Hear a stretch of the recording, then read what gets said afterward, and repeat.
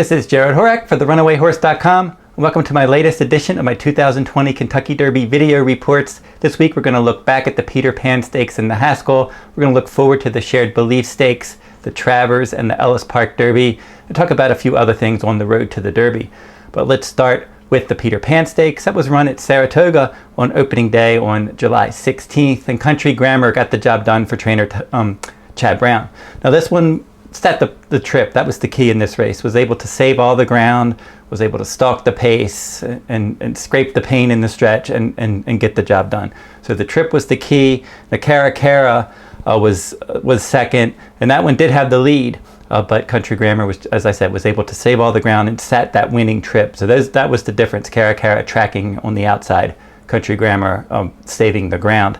Now my top choice in here was Mystic Guide, and I was hoping that he was going to stalk the pace. He ended up too far back, and that was the theme last week for my two top choices. They both ran third, and the first one was Mystic Guide, and he ran a good race. He finished nicely. There was nobody else really finishing in this race, but he finished well to finish third, and he didn't sit the trip that I thought he was going to sit. He was a bit further back, and he was brushed at the start, and he ended up just further back than I thought he would. Now the top three here, I think they're all solid. They may all move on to the Travers. We'll have to see. But they're going to have to run faster, certainly, to beat a horse like Tiz the Law. Then the Haskell Stakes, that was on July 18th at Monmouth Park. And Authentic was your heavy favorite. And and this should have been a much easier victory for Authentic. He was able to get out there, control the pace completely. He had just total control of this race from the beginning. New York traffic was putting some token pressure on him, not a lot. So Authentic was just able to get out there, relax, control the pace. And it looked like, as you're watching the race go, the fractions weren't super strong. He's out there. He should have put on a show and romped in the stretch and opened up, but that's not what happened. He did briefly open up. It looked like he was going to romp, but New York traffic really was gaining on him at the end, and Authentic was praying for the wire to get there, and he was able to hold on by a nose.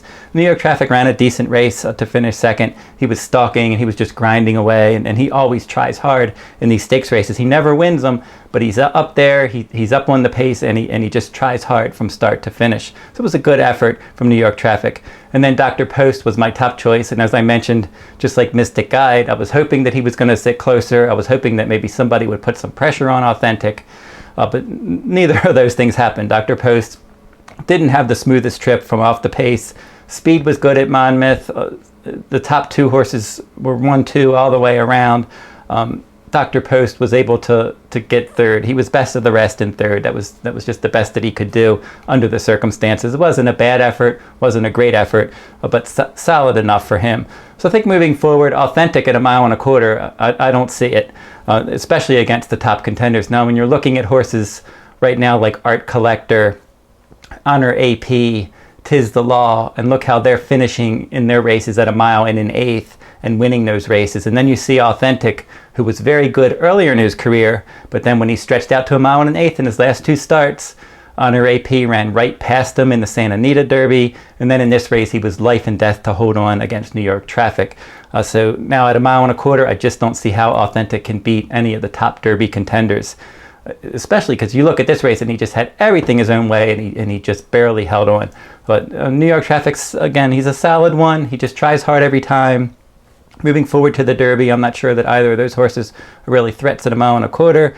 Perhaps you can give Dr. Post, he's the one you might want out of this race. He's going to probably be a big price in a race like the Derby, and he's shown enough ability in these Grade 1 races to at least consider him. I still don't know how good he is or how far he wants to go, but the horse probably to play out of the Haskell into the Kentucky Derby might be Dr. Post as a long shot. So that's how those races looked last week. Now there's a couple races this week in the allowance ranks. Don't really have any Derby preps. A couple Todd Pletcher horses at Saratoga. Saturday, July 25th, one of Todd Pletcher's highly rated horses, Money Moves, is going to make his third career start. He was 2 for 2. Won a couple races at Gulfstream earlier this year. Broke his maiden in the slop in the career debut, rallying from 5th. At 6 furlongs, stretched out to a 1-turn mile. Second time out, won easily there. The show finisher was a next out winner. Candy Ride, the sire, Proud Citizen, the dam sire. So he's going to go 1 mile and 1/8, and he's going to face a decent group of older horses in this race. Money Moves was one that they wanted to run earlier in some stakes races. He had some setbacks. They weren't able to get him into those races.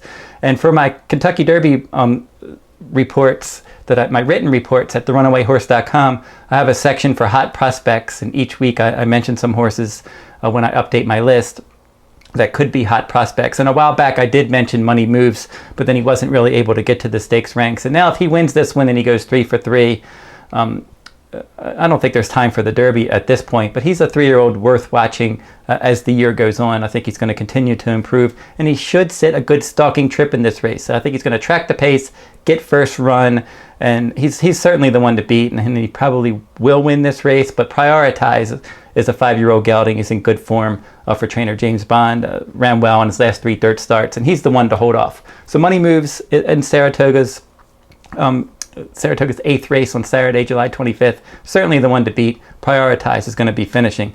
Now, Todd Pletcher has another promising horse for Sunday, July 26th, and this race is also at 1 1/8. Entry-level allowance race. This is for 3-year-olds and up as well. And going 1 1/8, second time out, Happy Saver. Now, Happy Saver, Super Saver the sire, Distorted Humor the dam sire. Excellent pedigree here. Career debut, 7 furlongs. It's never easy to win. First time out at 7 furlongs at Belmont Park on June 20th. Tracked the pace, and he won easily by more than 5 lengths. That was a strong debut, and now Irad Ortiz Jr. is going to ride. He just had 5 winners at Saratoga earlier today. So he's on a roll at Saratoga. So Todd Pletcher having a good meet.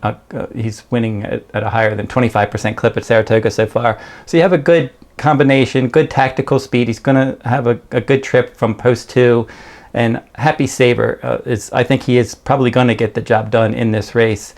He just looks better than these horses, and stretching out from 7 furlongs to 9 furlongs second time out. Another one that probably won't make the Derby, but later on this year into next year, certainly one to keep your eye on. So those are 2 highly regarded Todd Pletcher runners. Now let's jump over to the stakes races that we're going to talk about that are coming up. Kentucky Derby points races. The Shared Belief Stakes is the next Kentucky Derby points race on August 1st at Del Mar. And this one, Honor AP, as I throw the probables up, Honor AP certainly is going to be one to beat in this race. But he doesn't really need to win this race. He's going to be better at longer distances, 1 1/8, 1 1/4. So this is his final Derby prep. They're just going to hope for him to run a decent race.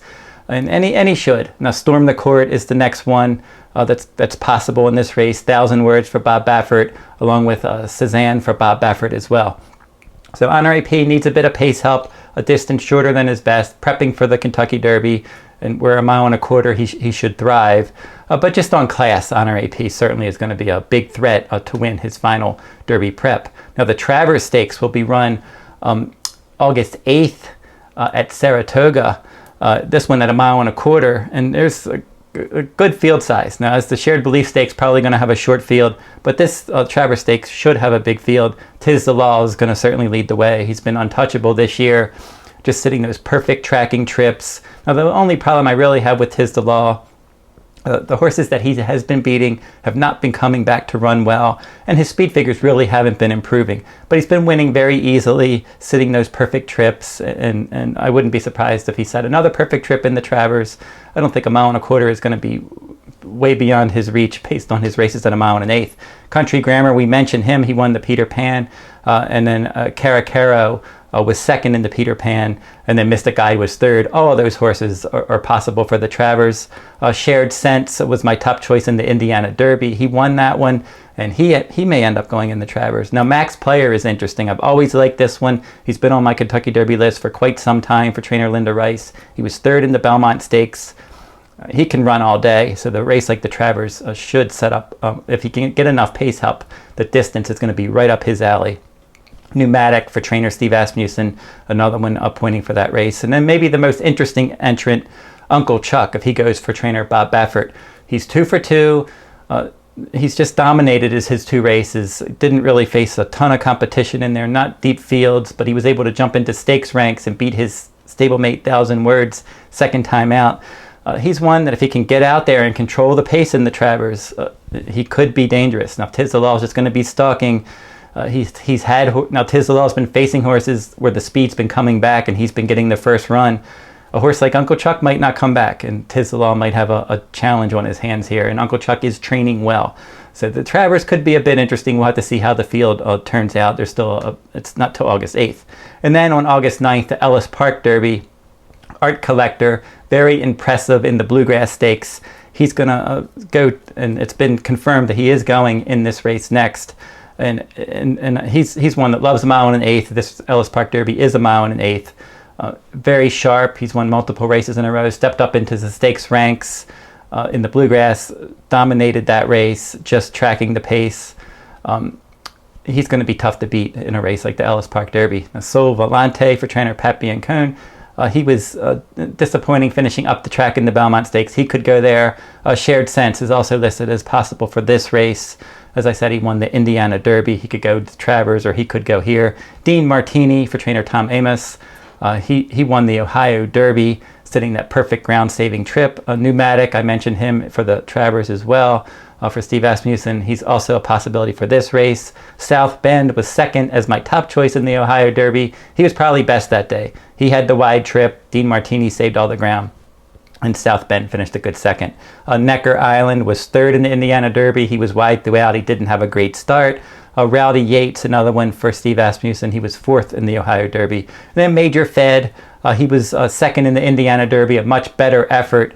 Now, my latest Kentucky Derby report, I had him as a hot prospect. He was one that was highly regarded early. He tailed off a bit in the middle of the season, and then last time out in the Indiana Derby, he bounced back. So he seems to be going the right way again, and he's now been a closer. Earlier in his career, he was showing good tactical speed. Now they've been closing with him. He's got a nice pedigree. He's going to have to run faster if he's going to threaten some top horses. But Major Fed seems to be going the right way. And then attachment rate. He was fifth in the Bluegrass Stakes. Not a bad effort, but I don't think he really is going to get better as distances increase. He's one that I think is better, one-turn mile, maybe up to a mile and a 16th. I think as the longer the races get, attachment rate could be in trouble. But Art Collector looks like the one to beat in the Ellis Park Derby. Obviously, Tiz the Law is the one to beat in the Travers, but look out for Uncle Chuck. And then in the Shared Belief Stakes, Honor AP is the big name there. And just on class, he just may win this race on class. And that's the next race. And I'll be talking about that one next week. And the week after that, we'll do the Travers and the Ellis Park Derby in these videos. So if you go over to the runawayhorse.com, click on my Kentucky Derby 2020 page, you'll see all my information, my Kentucky Derby blogs. I started last September, my written blogs. I update those after each points race has run. So on July 19th, I updated that list. And my top three right now, I have Honor AP's been number one for quite some time. He's still number one. I have Art Collector number 2 and Tiz the Law number 3. So you can see my exceptional 11, and then I stretch it out and I include the next 9 as well. So I have my top 20 there. I have the Kentucky Derby points leaders, hot prospects, I mentioned that.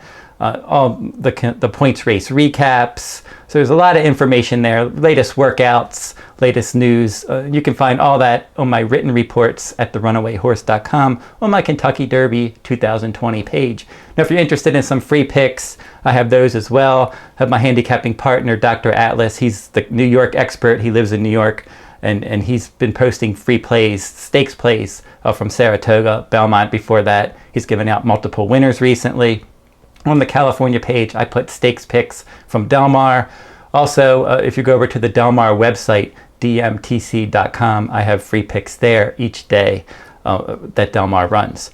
So those are some of the places where my free picks are. And if you look in the description in this video, I'll have links to my Kentucky Derby page, my free picks on my California and New York page, plus some other free picks as well that I post on the internet. And I do full cards from Del Mar each day if you're interested in those. And you can find all that at therunawayhorse.com. Until next week, good luck at the races. I'll be back next week and I'll be looking at the Shared Belief Stakes, the next Kentucky Derby points race.